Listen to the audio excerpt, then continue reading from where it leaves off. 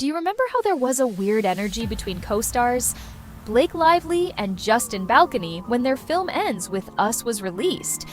Well, it turns out there was something going on as Blake has just sued Justin, but Justin is hitting back, so what? Happened Well fans pointed out that Justin was noticeably absent from joint press events for the movie when it first came out, and that there weren't any premiere photos of him and Blake together, according to a source who spoke to US Weekly at the time. There were two camps on the film, Team Blake and Team Justin. This creative struggle set the tone for the negative experience behind the scenes and growing into them not speaking anymore. Now this made sense as Justin only appeared on the red carpet solo, and side by side with his wife Emily and other friends and family, but never with Blake or other co-stars. Now unnamed sources told The Hollywood Reporter that there was a fracture among the filmmakers in post-production, and that Blake, who was a producer on the film, had commissioned her cut of the film from editor Shane Reed, who was the editor on her husband Ryan Reynolds' film Deadpool and Wolverine. Now everyone on the internet then pretty much switched on Blake, calling her the problem and digging up things that made the star looks bad. A journalist stepped forward to interview stock about how uncomfortable they were interviewing Blake in 2016. Norwegian interviewer Kirsty Flaw, who goes by Curtsy, uploaded her 2016 interview with Blake that was so uncomfortable. It made her want to quit her journalism career at the time of the interview. Blake had announced her pregnancy at the Met Gala that May, but appeared to take offense when Curtsy starts the interview by congratulating her on her little bump. Congrats on your little bump. Blake mockingly retorts to Curtsy, who visibly isn't pregnant, and later on in the interview, Blake and her co-star seem to just ignore Curtsy altogether.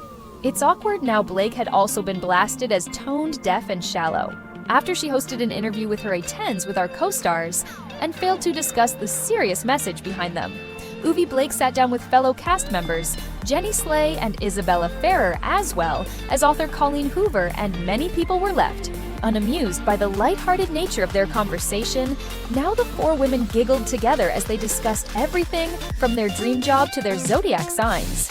But there was no mention of Dee during their chat, and social media users were quick to slam them, particularly Blake, who hosted the interview for partaking in the breezy questionnaire given the serious nature of the film, and for failing to speak about the topic.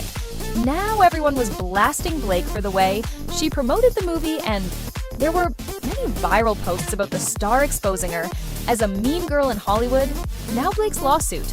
Everyone just seemed to be over her, but at the end of December, things heated up as Blake filed a complaint with the California Civil Rights Department. On December 20th, then she filed a lawsuit in New York federal court, which was brought against Justin Baldoni as well as the film's production company, Wayfair Studios, its CEO, Jamie Heath Baldon's publicist, Jennifer Abeland, crisis communications representative, Melissa. Nathan, now Blake, is alleging that Justin caused her to suffer severe emotional distress and pain, humiliation, embarrassment, belittlement, frustration, and mental anguish.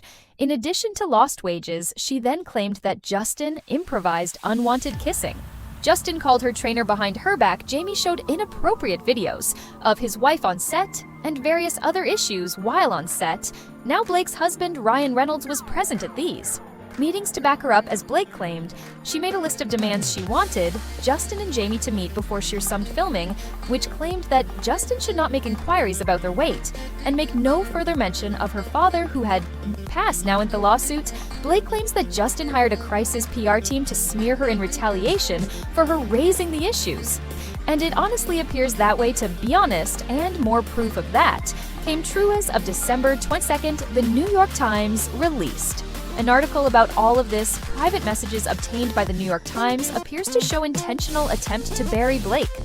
You know, we can bury anyone. Justin's PR, Nathan, is alleged to have said, per the New York Times. Justin is said to have sent examples of a viral social media thread accusing another celebrity of bullying, writing, "This is what we would need for Dee." For the Times alleged, Miss Nathan soon floated proposals to hire contractors to dominate social media through full social account takedowns. By starting threads of theories and generally working to change the narrative, all of this will most importantly be untraceable, she wrote. But Justin's lawyer said that he had hired a crisis manager due to multiple demands and threats he alleged Blake made, including threatening to not show up on set, threatening to not promote the film, ultimately leading to the demise during release. if her demands were not met now. The same day this article came out, Justin was dropped by his talent agency, and many celebrities were speaking out in support of Blake Colleen Hoover, who refused to do press with balcony posted to Instagram after Blake first made her allegations to call her nothing but an kind, supportive, and patient America Ferrera Alexis Bledel and Amber Tamlyn, who starred alongside Blake in her 2005 breakout role in The Sisterhood of the Traveling Pants, slammed the vindictive effort ensued to discredit their voice. And Amber Heard said she had seen similar social media campaigns firsthand, and up close calling it horrifying and destructive. Actresses Kate Beckinsale and Abigail Brannon shared their own stories of harassment and retaliation in the wake of Blake's lawsuit, and director Paul Feig posted that Blake did not deserve any of the smear campaign. Another one of Blake's Idens with Us co-stars Brandon Saar Posteta linked to the initial New York Times story, and Jenny slated another co-star. In the film said she stands by her loyal friend Amy Schumer posted a story on Instagram that said, "I believe Blake and Sony Pictures, the distributor of the movie, also showed support for the actress. We have previously expressed our support for Blake in connection with her work on the film. We fully and firmly reiterate that support today. Further, we strongly condemn any reputational attacks on her. Any such attacks have no place in our business or civil society," it said.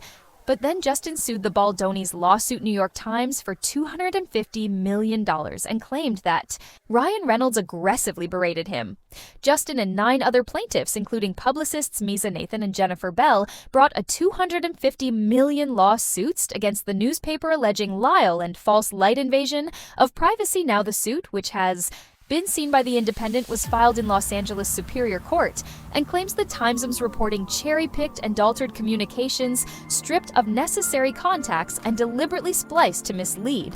Now in the lawsuit, Justin and Jamie accused the New York Times of publishing a one-sided article based on Blake's complaint with the California Civil Rights Department. The suit alleged the Times relied on almost entirely on Lively's unverified and self-serving narrative, lifting it nearly verbatim, while disregarding an abundance of evidence that contradicted her claims and exposed her true motives. But the Times did not care. Now a spokesperson for the New York Times said our story was meticulously and responsibly reported, and they said that the outlet had reviewed thousands of pages of original documents, including the text messages and emails that we quote accurately and at length in the article. Now, the lawsuit said the plaintiffs suffer damages that amount to at least $250 million. Now specific lies have also been called out by Justin's team. Blake claimed that Justin invited her to privacy by entering her makeup trailer uninvited while she was undressed, including when she was breastfeeding. But Justin's legal team refuted the claim, referring to an alleged text by Blake that read, "I'm just pumping in my trailer if you want to work on our lines," to which the actor responded, "Copy eating with the crew, and we'll head that way." Now it seems like Justin's team is trying to expose Blake for lying and showing proof that they have. Well, that's all for our video on Blake Lively and Justin Baldoni today. Whose side are you on? Let us know in the comments down below. And don't forget to like and subscribe to our channel. I'm your host, Blake, and we'll see you next time.